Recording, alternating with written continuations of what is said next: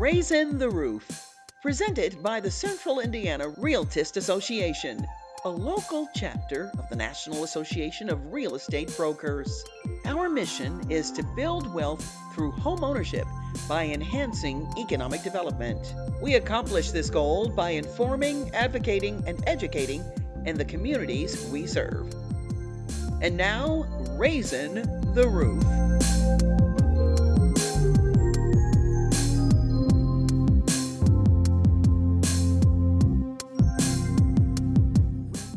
Welcome and thank you for joining us for Raising the Roof.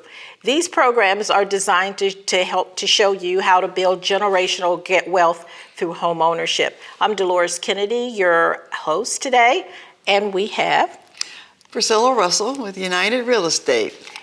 And we're so happy to have our guest today, but we want to let you know a little bit about CIRA. It is the mission of CIRA, the Central Indiana Realtist Association, to improve the quality of life to the unserved and underserved. And we do this by educating, advocating, and informing to build home ownership.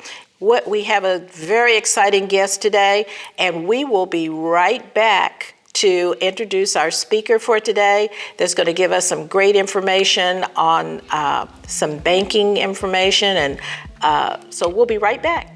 Thank you. Hello, my name is Sherry Boudwin. I'm a home lending officer with First Merchants Bank.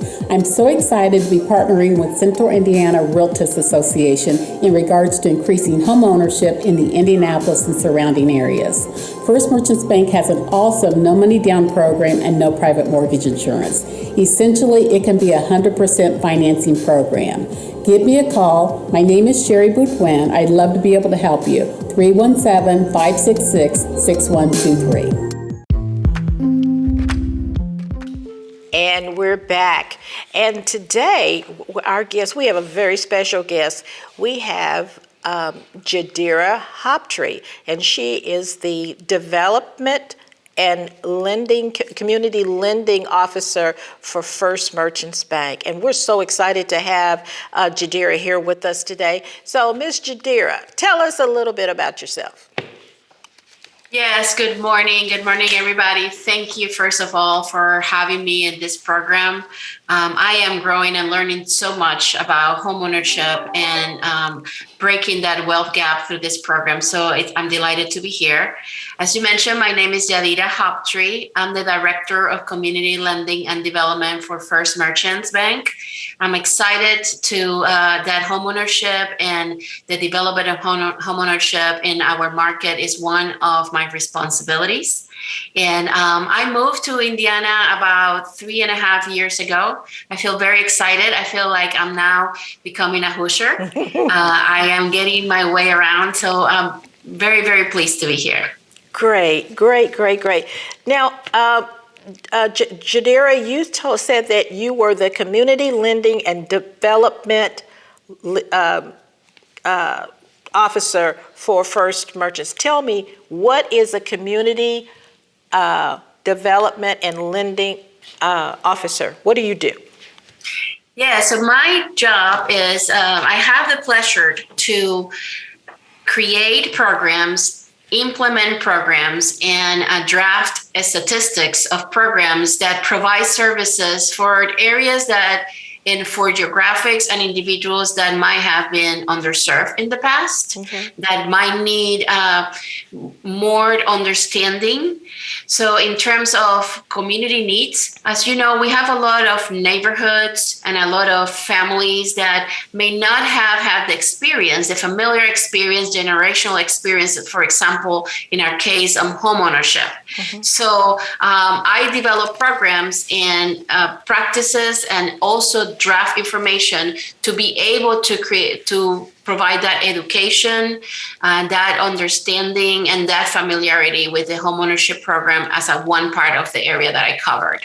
I also cover small business and community lending in terms of working with developers to create affordable housing units. So that's the other two areas of my responsibilities.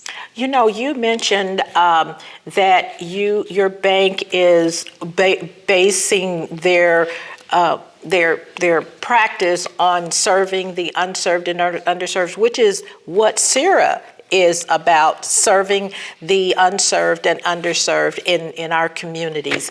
Ms. Priscilla. What I was wondering about with First Merchants, I really like your programs and how you guys really develop and really interact with the community. And what I was wanting to know, could you tell us a little bit why you think that the reasons why we have this disparity in home ownership and the problems that we're having from your perspective? Yes, Ms. Priscilla, thank you for asking that. So as I mentioned, part of my responsibility is gather the data that provides, so it's not only my opinion or the opinion of the community, but I match the community needs with the data. And, for example, giving you the information from the Urban Institute, which is one of the largest researchers in nationwide, it tells you that the disparity on homeownership is the biggest it has been since 1960. Mm-hmm. Even when the fair lending laws came up in place. Mm-hmm. So it's very interesting that I hear that it's not always the biggest or the largest it has been. It is across the whole nation. Mm-hmm. So to your point, it brings why. And in more research, I feel like the number one reason, and it's the reason of this program, that's why I'm so excited to be here, is the lack of generational wealth. Yeah. Mm-hmm. Home ownership is something that it goes from generation to generation. Mm-hmm. It almost becomes a tradition in a family history. Mm-hmm. And you can see that once that is broken, once home ownership becomes part of a family, then it becomes a regular standard and expectations for younger generations. Mm-hmm, mm-hmm. But the lack of generational wealth, of where their generations don't have those funds for down payment or those funds to cover closing costs, it has kept families from generations to generations mm-hmm. away of this opportunity. Mm-hmm. Another reason that I think is extremely clear, because it becomes from that, is the lack of experience. Mm-hmm. Many times when I am in the closing table with a family, I hear this from that family becoming homeowners the first time. Mm-hmm. They say, I never thought I could get to this goal. Mm-hmm. Mm-hmm. There's many times when I'm making presentations to individuals that generationally they've been renting in an area. They're like, but I don't think I can qualify. Mm-hmm. I would never have that opportunity mm-hmm. without even getting the chance to look into it. Mm-hmm. So the lack of familiar experience, it's another big reason. And then unfortunately, as sad as it sounds, a real, very clear reason is the disinvestments that it has happened in communities and neighborhoods of color. Mm-hmm. We have seen it. We have experienced it. Thankfully, I'm very pleased to see that in Indiana, those things are changing, mm-hmm. and really in some of the states around us. But for many, many years, the funding, the public dollars brought to neighborhoods of us, of people of color, the disinvestment on those neighborhoods created a gap of individuals wanted to buy in those neighborhoods or having even availability to buy. Mm-hmm. And then the final of all we know is the lack of inventory, mm-hmm. the lack of affordability. Mm-hmm. That is a real issue, and that's why it's so important for us to also not only work on the consumer side, but also on the development side, on the homeownership part.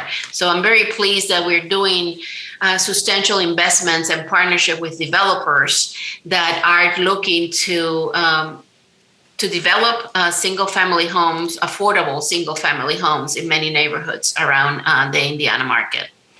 One of the things, and what I'm understanding you to say, is education is the key. And then because I've told this story many times before. I have a friend that, as she was growing up, her dad always told her, never buy a home, because you don't have to worry about fixing the roof or the plumbing or anything like that. You can just call somebody to do it. And so educating, and I'm an advocate as well as saying, if you know better, you'll do better. And so when we educate people to let them know that, that there's something better out there for you. You're paying somebody else's mortgage when you're paying that rent every month. That makes a big difference as well. So what do you think about that? You're completely right. And I also wanted to differentiate, because when I completely advocate with you to advocate and to educate about the homeownership experience and the advantages of homeownership. Because although it is true that when you do not own a home, you can call a landlord or call the maintenance company to fix something, it's also true, and it is proven by the Federal Reserve survey that just came up, that I'm going to read this to you, because it is true that the net worth of a family with homeownership increases over 15% for the life of that family, in creating wealth opportunities for retirement and for a long-lasting life, healthy life. So homeownership, although might have the maintenance cost, it's been proven that by owning a home, a family will have more opportunities to, in summary, live a long, happy life and have funds to retire in a healthy way. So that's very important. The education piece is very important. One thing that I want to clarify that my studies has brought to my attention is not lack of education level. Right. It's lack of homeownership education. That's right. I agree. Because the disparity of families of people of color with college degree, it's still in the homeownership is still pretty high. So there is a 33% disparity of college and master degree graduates of people of colors in comparison with high school graduates or even dropouts of high schools with white families. Okay. So as you can see, somebody can be well educated in terms of having a degree and having a profession, but if they have not learned the advantages of becoming a homeowner, they might miss that opportunity as well. Exactly. We just got about a minute, Jadira, and then we're going to come back and talk to you a little bit more. And one of the things that we talk about as well is the house, then the car, because people can be educated and they can want to do all of the things except the part about purchasing a home. And so we try to encourage people, before you start thinking about wanting to buy that new car, get you a jalopy and then buy your new home, and later on get that house. But we're going to be right back so that we can talk to you a little bit more, because we want to know more about advocating, educating, because that's what we're about. That's what Raising the Roof is about, is getting the message out for everyone, and people of color as well as other our counterparts as well. So we will be right back with Jadira Hoptree. I hope I got that right. Yes, you did. Okay, all right. We'll be right back in just a second. Hi, I'm Cheryl Taylor, loan officer with First Merchants Bank, and I would love to help you with your first home purchase. We have a great program that provides a $7,500 grant depending on where you're purchasing and has a minimum credit score requirement of 600. Please call me at 317-566-7611. Welcome back, and thank you for joining us for Raising the Roof. These programs are designed and to show you how to build generational wealth through home ownership. And today we have a wonderful guest. We have Jadira Hopri with First Merchants Bank, who's the Director of Community Lending and Development. So thank you so much for coming today.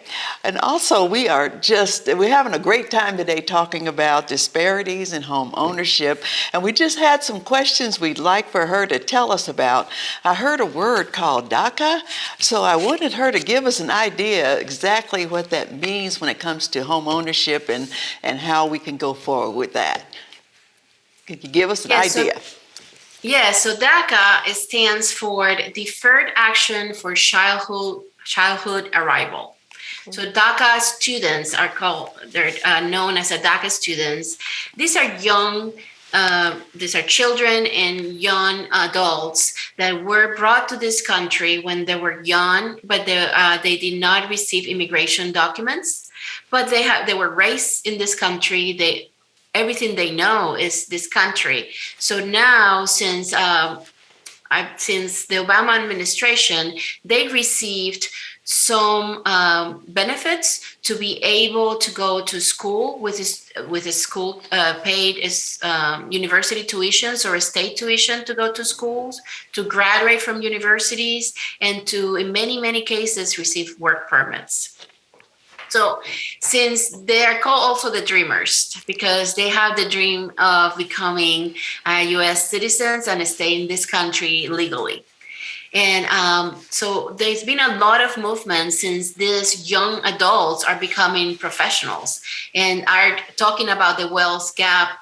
This is another underserved group of individuals that they're going to school, they're getting the education, they're getting the profession, but they're not getting the opportunity to start accumulating wealth to become, stronger citizens to this country. Mm-hmm. So there is a lot of new programs that are allowing these students to become homeowners.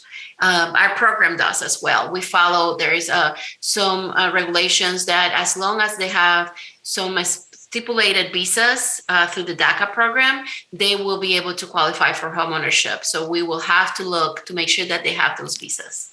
Great. Jadira? That also is an opportunity to first-time home ownership in a family, to breaking that family gap of home ownership, which is a great opportunity to bring resources to, again, those that might be disinvested or underserved. Jadira, can you tell me what are some of the programs that you guys at First Merchants offer that can reduce disparities in neighborhoods of color? I'm very, very proud of the program. The name of the program is the Next Raizin Mortgage, and I can send you the link to the website. And this is a program specifically for first-time home buyers of those that wanted to refinance mortgages that they have to pay high interest. Mm-hmm. Because putting a parenthesis of this, that is another situation that we find of a lot of underserved communities that to become homeowners, when they get to that, they find themselves in mortgages of very high interest rates, making them have to pay a lot more for that house that they should. Mm-hmm. So the Next Horizon program is a program that provides for those that either may have lack of credit history, so they might not have established a credit history because we allowed alternative credit sources. Mm-hmm. And we do put a lot of emphasis of rent payment.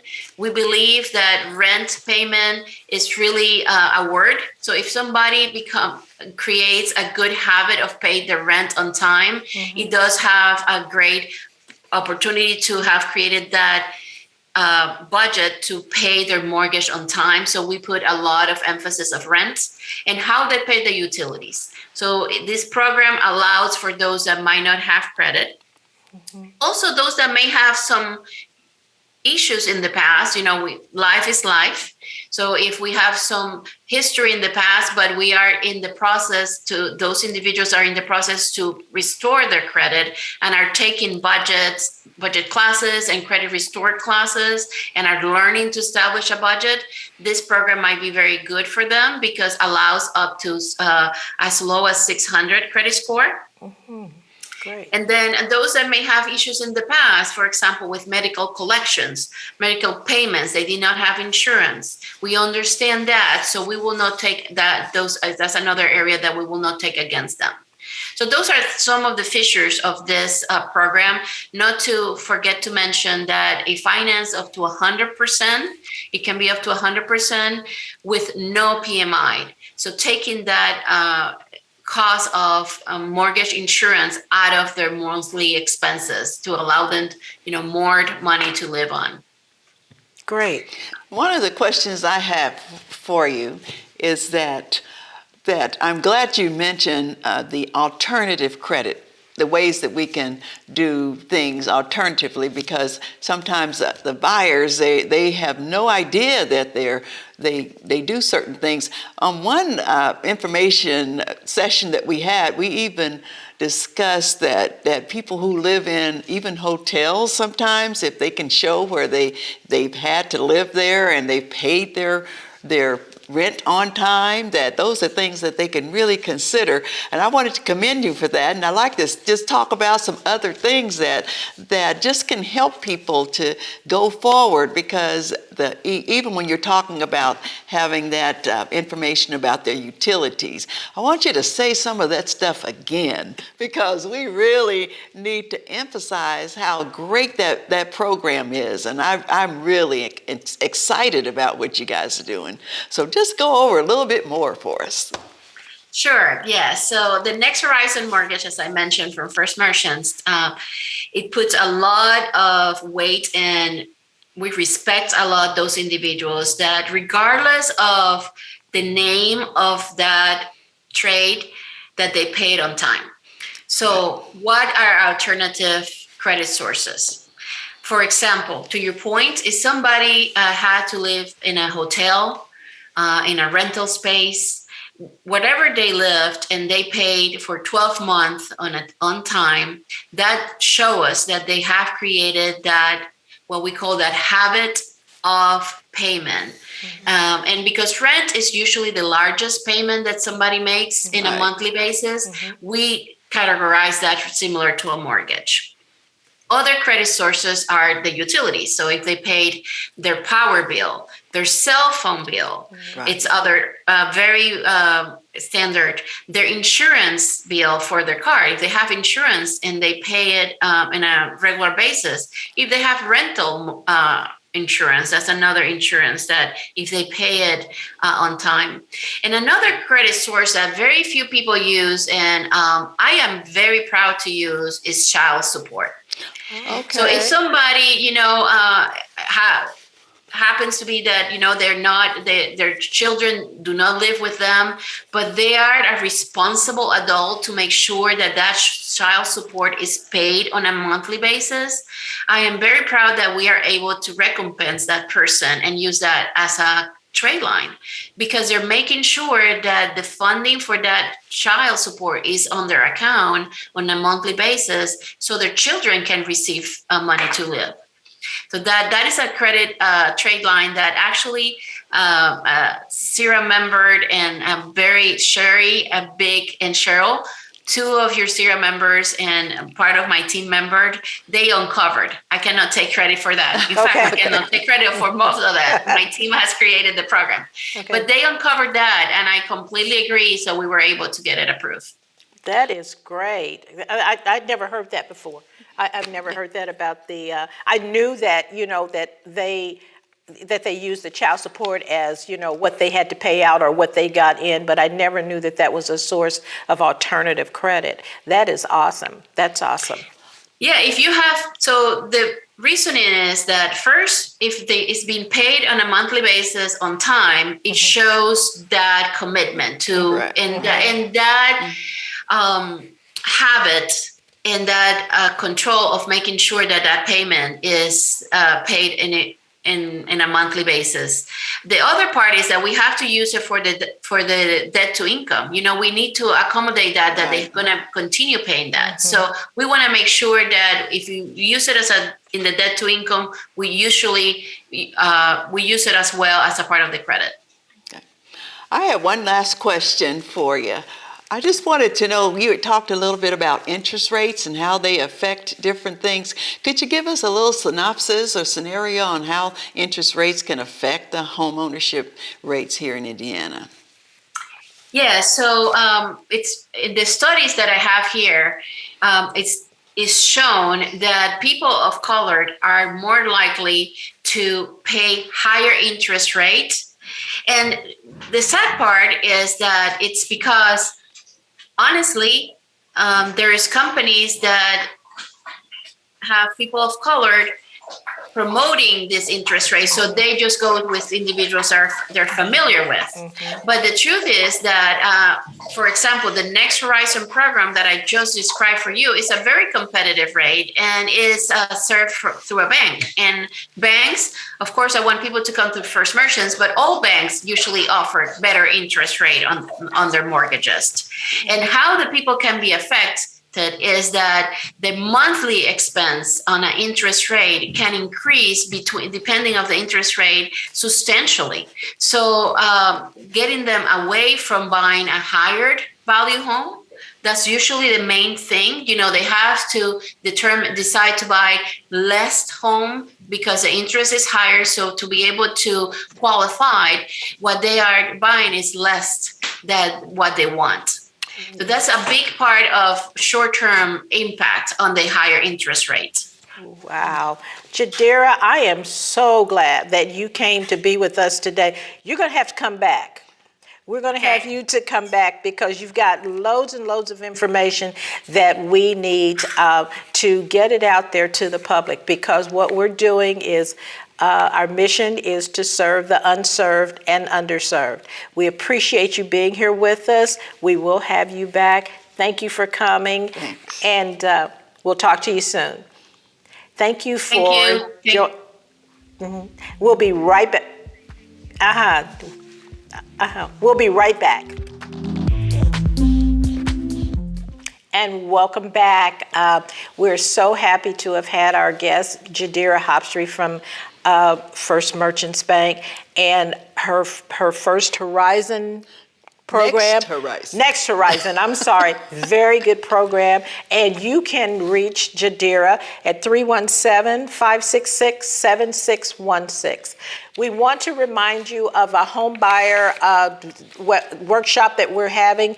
The next one is on November the 18th from 6 to 8 p.m. You can receive a HUD certification for taking this class. Please come out. It's going to be at the Faye Bacard Glick Center, which is at 71st and Michigan Road. We hope to see you there. If you have any questions, you may call me at 317-710-3107. And Miss Priscilla? Well, thank you for coming, and we'll see you at the workshop.